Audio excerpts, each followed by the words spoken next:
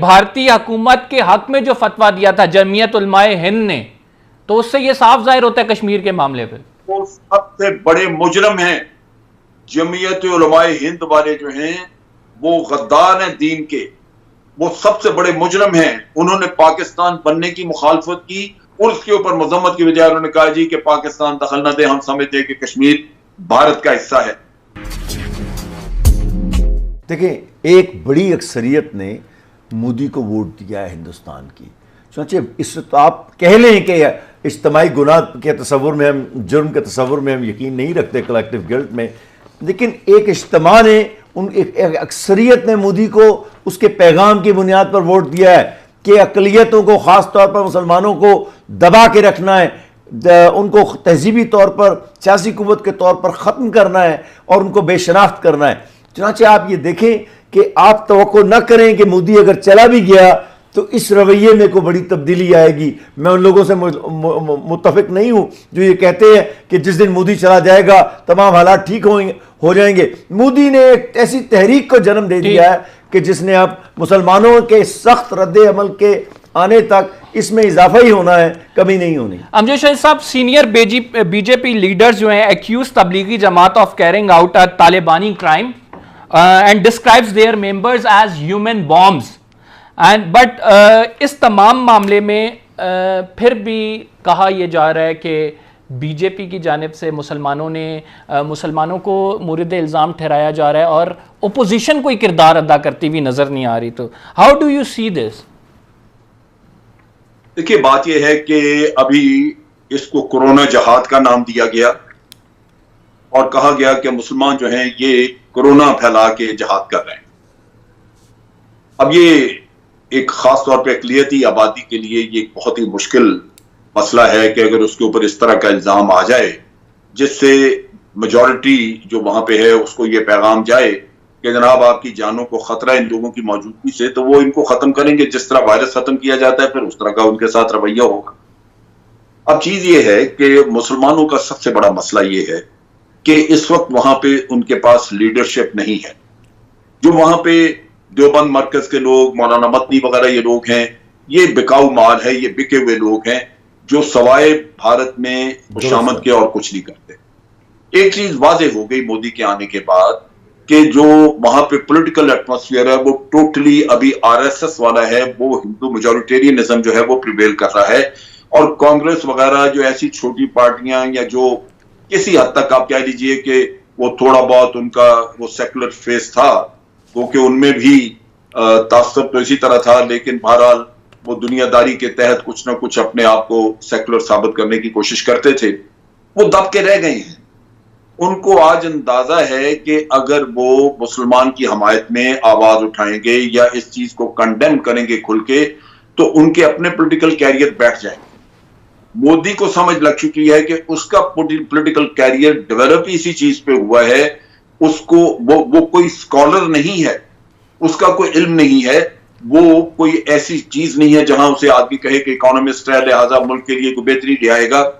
उसने इकोनॉमी बर्बाद की है, उसने जॉब्स नहीं लोगों को दिए, उसके पल्ले दिखाने के लिए कुछ नहीं है सवाए इसके कि वो ये नफरत का किस्सा चला के तो अपने लिए वोट हासिल करे। अब वो जो कैरियर जिस चीज के ऊपर उसने तामीर किया है, आप सोच लीजिए कि उसको वो कैसे छोड़ेगा।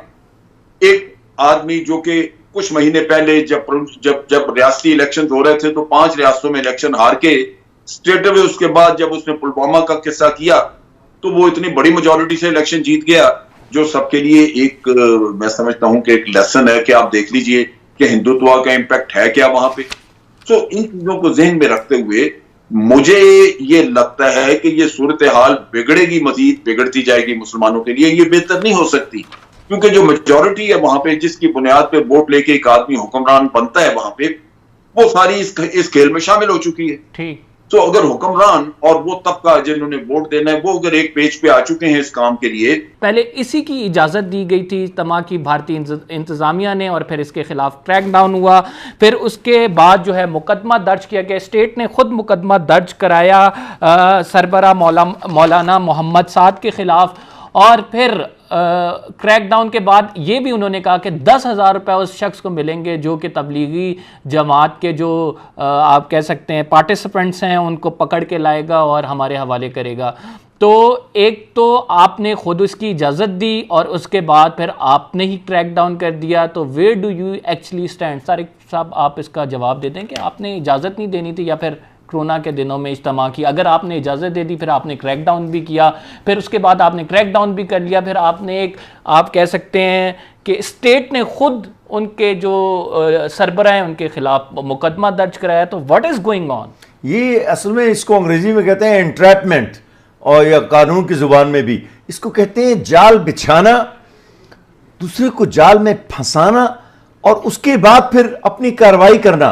ये तो बिल्कुल सोचे समझे मंसूबे का एक हिस्सा है कि आपने कानूनी तौर पर एक इजाजतनामा जारी किया कि तबलीगी जमात आए, अपना इज्तिमा करे, और जब इज्तिमा हो गया तो उसके बाद आपने उन पर इल्जाम लगाया कि आप तो यहां कोरोना फैला रहे हैं, और उसके बाद उसके रहनुमा के खिलाफ कत्ल का मुकदमा, गरी का मुकदमा, बिल्कुल एग्जैक्टली नहीं, मैन स्लॉटर का लफ्ज है, कत्ल करने का मुकदमा उसके खिलाफ बनाया गया और उसके बकाया लोगों की गिरफ्तारी के लिए कोशिशें जारी हैं। तो इसका मतलब यह हुआ कि रियासत एक मुनज़्ज़म कोशिश और मनसूबाबंदी के नतीजे में मुसलमानों के इस ग्रोह के खिलाफ, जिनको वो निशाना बनाकर असल में एक कोरोना जिहाद का जो नुक्ता नजर नया लफ्ज नई इस्तिलाह बना रहे हैं या बना चुके हैं, उसको और तक़वियत देने के लिए वो इन लोगों को असल में हदफ बनाना चाहते हैं। हैशटैग बाकायदा तौर पर जनरेट किए गए, कोरोना जिहाद, कोरोना टेररिज्म एंड कोरोना बम तबलीगी, और ये ट्रेंड करने लगे इंडिया में, और मेन स्ट्रीम मीडिया में भी इसे जिस तरह से रिपोर्ट किया गया, आपने सुना होगा कि अरुंधति रॉय क्या कह रही हैं इस हवाले से।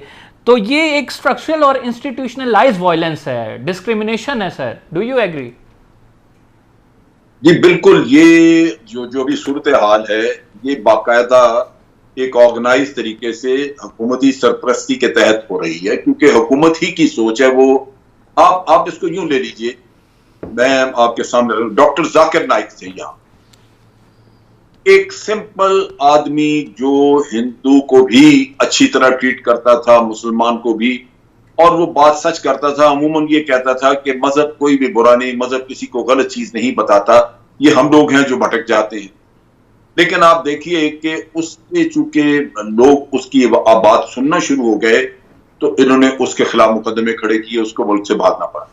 शहरियत किस तरह साबित करें, अपनी वफादारी किस तरह साबित करें। बिल्कुल जनरल साहब, मैं आपकी बात को इंडोर्स करते हुए एक पॉइंट दूंगा कि भारतीय हुकूमत के हक में जो फतवा दिया था जमीयत उलमाए हिंद ने, तो उससे ये साफ जाहिर होता है कश्मीर के मामले पे वो सबसे बड़े मुजरम हैं। जमीयत उलमाए हिंद वाले जो हैं वो गद्दार हैं दीन के, वो सबसे बड़े मुजरम हैं। उन्होंने पाकिस्तान बनने की मुखालफत की, उसके ऊपर मजम्मत की बजाय उन्होंने कहा जी कि पाकिस्तान दखल न दे, हम समझते हैं कि कश्मीर भारत का हिस्सा है।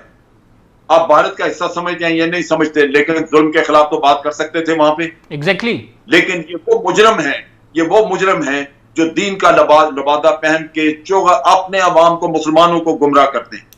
सबसे पहले इनका हिसाब लेना चाहिए। अब तब्दीली नहीं आ सकेगी वहां पे, क्योंकि एक जहनीत को पाला गया है। 5 साल पहले गुजरे, फिर ये दूसरी टर्म मिल गई मोदी को, और आपने देखा कि जो पहले 5 साल में उसने हिंदुत्व का एक राग अलापा और लोगों को बोल्ड किया और उसी की बुनियाद पे उसने इलेक्शन जीता।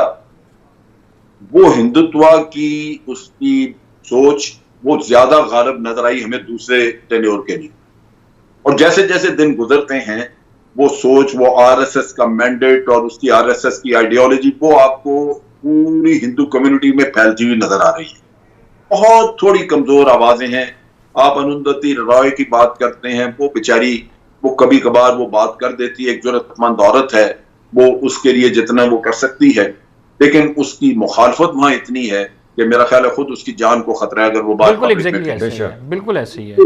Why they are not reacting? देखिए, बड़ी वाज़ेह बात है, मुसलमान रियासतें बुनियादी तौर पर बहुत कमज़ोर रियासतें हैं, इनके अपने अपने मफादात हैं, इनके पास अपनी सलामती के इंतज़ामात मौजूद नहीं हैं, इनमें कौमियत की वो बुनियादी मौजूद नहीं है जो इस्लाम फराहम करता है। तो ये सब लोग मुख्तलिफ वजूहात की बुनियाद पर एक अलहदा रियासतों की शक्ल में मौजूद हैं। लिहाजा मैं तो किसी मुसलमान रियासत से तवक्को करने के लिए तैयार नहीं हूँ और मैं समझता हूँ कि जहाँ मकबूजा कश्मीर के मुतालिक उनकी पॉलिसी को मज़ीद तेज़ तर होने की ज़रूरत है, वहाँ जो हिंदुस्तान का मुसलमान है उसके लिए भी थोड़ी सी आवाज़ में तेज़ी और क़ुव्वत लाने की ज़रूरत है। क्योंकि अगर पाकिस्तान जो असल में उन मुसलमानों का 1947 से पहले एक हिस्सा था जो कि आज हिंदुस्तान में रह गए हैं, अगर हम उनके लिए कुछ सहारा नहीं बनेंगे, उनको उम्मीद की किरण नहीं दिखाएंगे, मैं असदुद्दीन अवैसी से तो कोई उम्मीद नहीं लगा सकता, जिसको बड़ी तकलीफ है कि जनाब हमारी हिंदुस्तानी कौमियत है, हिंदुस्तानी कौमियत है, लेकिन जो दीन इस्लाम है उसको तो बाबरी मस्जिद की शक्ल में पाश वो लोग कर रहे हैं। तो जब एक आखिरी बात कह दूं, जिस वक्त बाबरी मस्जिद का वाकया हुआ था तो लोगों ने कहा हिंदुस्तान के कि जी हिसाब बराबर हो गया, बाबर के ज़माने में मस्जिद बनी थी, ठीक हो गया। उसके बाद लेकिन हमने कहा कि ये तो 20वीं सदी का वाकया है, ये कोई 500 साल पहले की बात तो है नहीं। सोचे आपने अगर ये हरकत की है तो इसका मतलब है आप एक नए तासुब की तहरीक को लेकर खड़े हुए हैं। बिल्कुल ऐसे ही है।